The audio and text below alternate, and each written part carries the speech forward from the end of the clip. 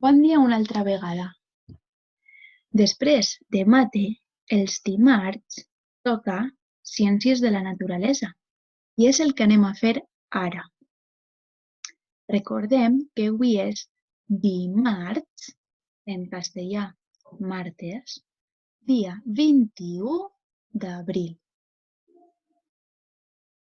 I ara toca Ciències de la Naturalesa i anem a posar la pàgina 86, que són 8 desenes i 6 unitats.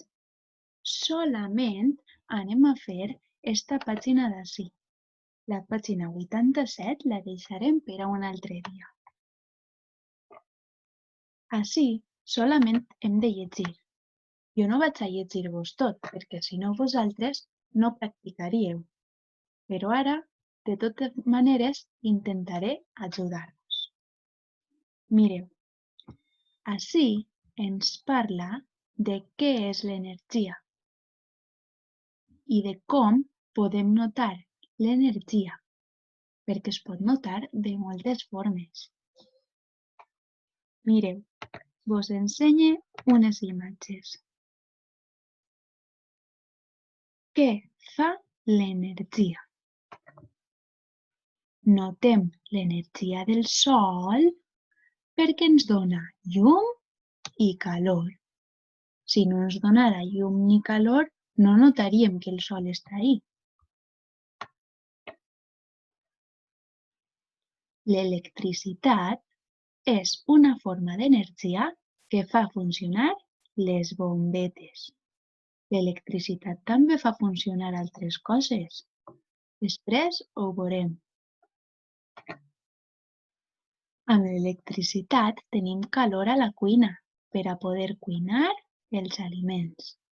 Encara que algunes cuines no funcionen amb electricitat, funcionen amb foc. L'aigua que ix per les aixetes, per el grifo, és escalfada, de vegades per una caldera que utilitza l'energia del petroli. Això sols és en algunes cases. En altres cases funciona d'altres formes, però sí ens està ensenyant formes en què utilitzem l'energia. També podem notar l'energia del vent quan mou les herbes. Vegeu aquestes herbes que estan movent-se? És perquè el vent està bufant.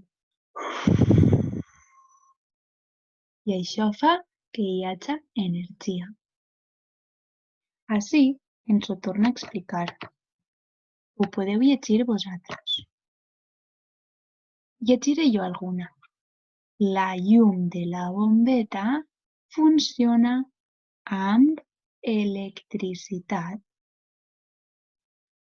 El so de la ràdio funciona amb electricitat. La resta la podeu anar llegint vosaltres. I solament haurem de fer l'activitat número 1. Mireu que fàcil. De quina forma es nota l'electricitat que utilitzen aquestes màquines? Tenim calor, llum, so i fred. I ací tenim una nevera, un radiocasset per escoltar música, una lampareta i un forn, un horno. I hem d'unir les paraules calor, llum, so i fred amb les màquines que toca. És superfàcil, segur que ho sabeu fer superbé. El més important és practicar i llegir el que ens diu la pàgina. Val? I si no ens queda clara alguna cosa, sempre la podem preguntar.